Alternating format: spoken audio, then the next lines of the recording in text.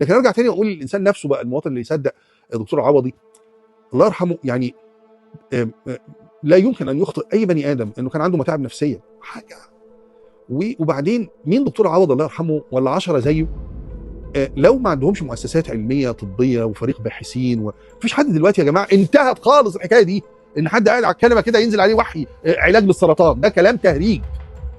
حتى اللي بياخدوا جائزه نوبل للطب او للعلوم او للكيمياء او لغيره دلوقتي بيبقى فريق علمي. فتصورك انه ممكن حد يقول اي خرافه كده او اي فكره في العلم والطب بدون ما يبقى دراسات وابحاث وفريق طبي وفريق علمي ومؤسسات، يبقى ده هكس.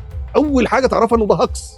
انما الحاجه الثانيه بقى، هو انت ليه بتصدق الهكس؟ هنا دكتور ضياء كان ممثل ذكي جدا، لانه تابع وحلل وشاف اداؤه الدكتوري الطبيعي بتاع زمان ما عملش هايب قويه والريتش وعدد الفيوز يشهدوا. وممثل ذكي اكتر لان انت هنا بتتكلم في ثوابت عند الناس وما لقيتش مردود كويس في الانتشار قبل كده. فما ينفعش مثلا تقول زي الدكاتره العاديين انه والله مثلا يا جماعه مع احترامي للدراسات اللي قالت قبل كده ان مرض السكر او السرطان كان مثلا موجود عند المصريين القدماء، وده اللي احنا شفناه في الجثث بعد ما احنا محللناه. لو انت اتكلمت بالاسلوب اللي انا قلت بيه دلوقتي ده محدش هيشوفك ولا هيفتكرك اصلا. انما لما انت تكون عارف ان نص الشعب مريض بالامراض دي وفي نفس الوقت انت عاوز تقول له بكل تمرد على كل اللي اتقالك ده، فيظهر هنا ذكاء ضياء العوضي انه كان بيخاطبهم بالتمرد بطريقه مليانه تمرد. فلازم كان يقول للناس مفيش حاجه اسمها سكر اصلا باشا على كل يوم بربع لي 15 معلقه سكر على الفطار، السرطان ده بكبس له بن بيقدر معاه على الاخر يا باشا. فهنا انت بتنفلونس، خالق شخصيه جديده خارج عن المألوف ومختار توبيك فالجر وبتتكلم عليه بطريقه اكثر فالجره منها. عارفين ليه الطيبات نجح بين الناس كشهرة؟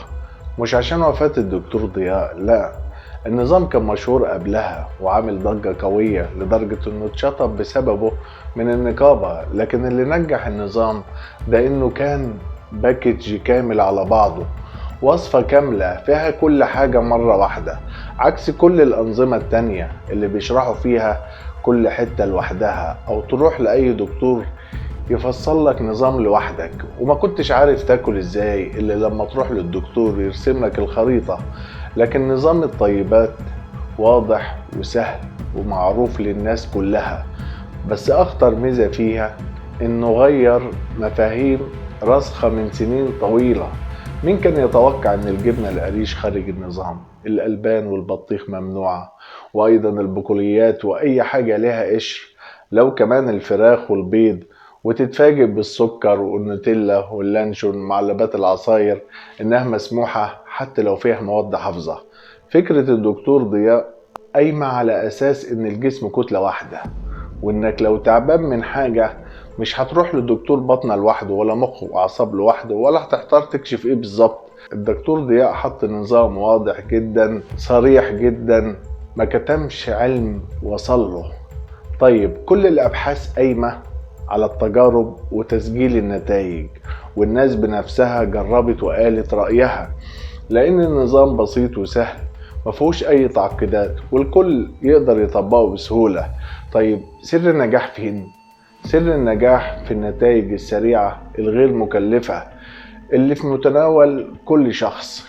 النظام حسب التجارب مش بس ناجح، ده مكسر الدنيا يا جماعة. مش عايز اقول ان النظام ده لو اثبت نجاحه على المدى الطويل ممكن تتغير مفاهيم كتير في كل المجالات، لكن الغريب واللي ملاحظه اليومين دول كمية فيديوهات عاملة هجوم غير طبيعي على الدكتور ضياء، وبتهاجمه بمنتهى الضراوة، مش في إطار علمي ولكن محاولات مستميتة للنيل منه. ومش لوحده، هو وكل أتباعه، وبيحاولوا يقنعوا الناس إنه ممثل بارع وشاطر قوي في التمثيل، وإن اللي بيتبعوه ناس جهلة ومش متعلمة ومهمشين.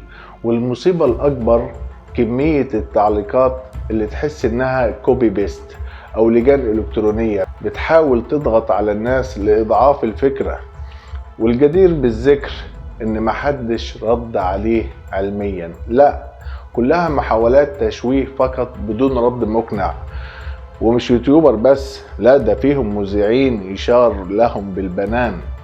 والموضوع باين قوي إنه ردع لفكرة انتشار الدكتور ضياء. وطبعا الاتهامات في الفيديوهات وحتى التعليقات معروفة، انه ممثل وانسان مضطرب نفسيا وبيزعق لمرضاه باسلوب مش تمام، وانه نرجسي وبيشرب ممنوعات وغيرها كتير من اللي اكيد فيكم كتير منكم سمعوها. بتتفرجوا على واحد شمام وحشاش ومدمن. ابتديت النظام بتاعه. في بداية النظام كنت مبسوطة جدا والدنيا كانت تمام. خسيت حوالي 5 أو 6 كيلو. وانا اصلا ما كنتش داخله النظام علشان خاطر اخس، انا كنت داخله علشان ابطل ادويه. تمام، كنت تمام لحد ما رحت له، حجزت عنده وعمل لي خطه ان احنا نوقف بيها الدواء. وكانت بقى الكارثه بعد ما وقفت الدواء. بعد ما وقفت الدواء وانا مكمله على النظام، طبعا ما وقفناش الدواء مره واحده، قللناه تدريجيا. بس بعد بقى ما بطلت الادويه ابتدى بقى يحصل في جسمي تخلف. بتعب بسهوله جدا، عضلاتي ضعفت قوي.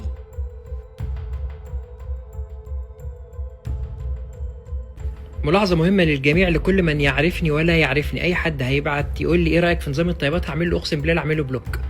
ودي كلمة نهائية. يعني أي حد هيسألني على النظام ده، لا هيسألني النوتيلا والسكر كويسين ولا، والله أنا سايب لكل التيم بتاعي أي حد هيسأل السؤال ده أعمل له بلوك. مش معانا، ده مش بتاعنا، ده بيدور على النوتيلا. طيب لو استمر في كده ايه اللي ممكن يحصل وايه تأثيره؟ ركزوا معايا بقى في اللي جاي، لان ده اصلا موضوع الحلقة. في أربعينات القرن الماضي اثناء الحرب العالمية الثانية وبعدها، العلماء في امريكا وروسيا بدأوا يلاحظوا حاجة غريبة جدا. مش لازم تقنع الانسان اللي قدامك بالحقيقة، احيانا كفاية انك تكرر الكذب قدامه. الجملة دي كانت بداية ابحاث سرية مش هدفها الفهم بس، لكن هدفها التحكم في الادراك البشري. العقل ممكن يتبرمج. تخيل معايا حاجة بسيطة جدا، لو سمعت نفس الجملة كل يوم، جملة معينة اللي هم عايزين يوصلوها لك مثلا ايا كانت، حتى لو انت في الاول كنت شايف ان الجملة ديت غلط، بعد فترة المخ بيبدأ يعمل حاجة غريبة، يبدأ يشك في نفسه مش في الجملة. وده اول باب في السيطرة على العقول ومحاولة حجب اي فكرة من الانتشار. في احدى التجارب النفسية الحديثة تم عرض مجموعة من الاشخاص على صور قديمة ليهم، بس تم تعديلها رقميا بحيث ان هم يكونوا بيعملوا حاجة ما عملوهاش في الحقيقة، بس جنب الصورة مكتوب عليها ان انت كنت بتعمل كده وانت صغير، مع انها حاجة ما حصلتش اصلا. بعد ايام قليلة بعض المشاركين بدأوا يقولوا يمكن فعلا حصل، انا مش متأكد. وده كان صادم للباحثين اللي اتأكدوا ان الذاكرة مش كاميرا بتعمل صورة ثابتة، بل بالعكس الذاكرة تقدر تقول عليها كده قصة ممكن تنكتب من جديد. فأي حاجة انت مقتنع بيها عادي جدا بأسلوب ممنهج يغيروا مفهومك أو يمسحوا الذاكرة المحفوظة وتتملى بالمفهوم الجديد. في دراسات تانية على الإعلام والرأي العام، تم عرض نفس الفكرة على ناس مختلفة لكن بعدد مرات مختلف، فلقوا ان في مرة واحدة تم عرض الفكرة ديت على الشخص ده رفضها تماما. 3 مرات من عرض الفكرة بدأ يشك ان ده حصل ولا ما حصلش. 10 مرات بدأ يقبل الفكرة. 20 مرة قال لا ده الموضوع ده كان حقيقي، حتى لو الفكرة نفسها مش مدعومة بدليل.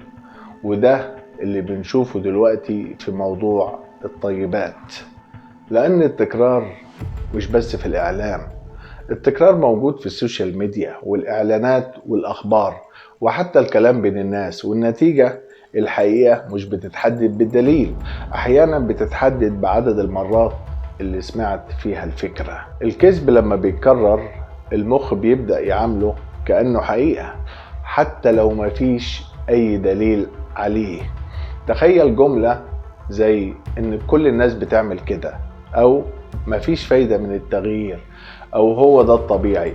الجمل دي لو اتكررت كفاية بتتحول من رأي لحقيقة جوه دماغك. في تجربة نفسية شهيرة اسمها تجربة آش، جابوا شخص داخل مجموعة ممثلين، يعني هو فاكر نفسه انه معاهم بس هم كلهم مش معاه.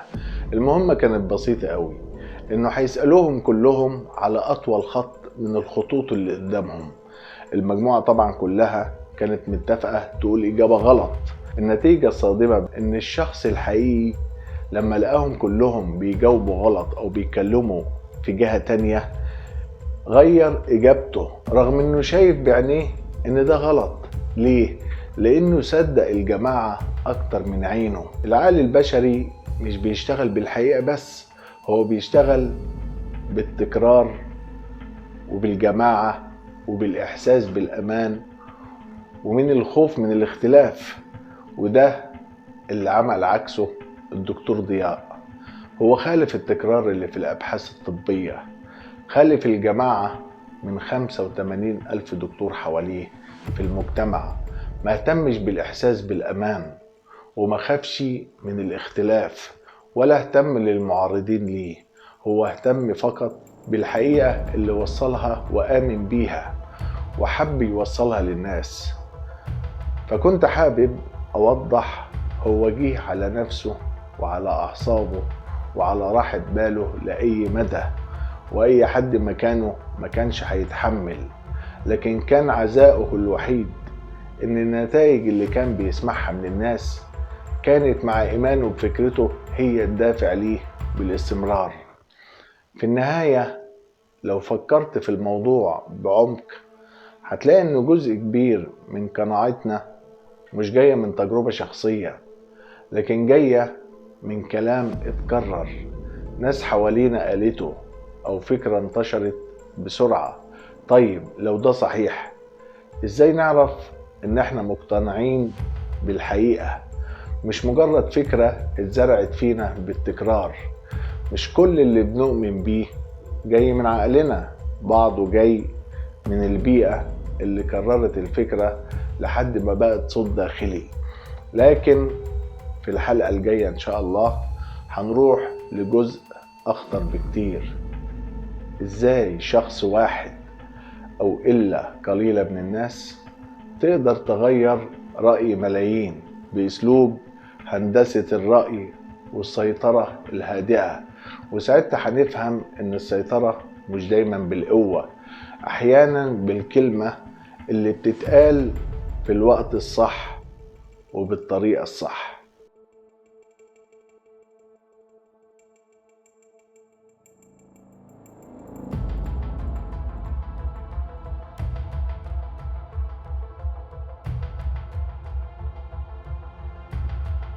مش عايز اطول عليكم، كان معاكم عبد السلام محمد من قناة شوية عقل، وسلام مؤقت للحلقة الجاية.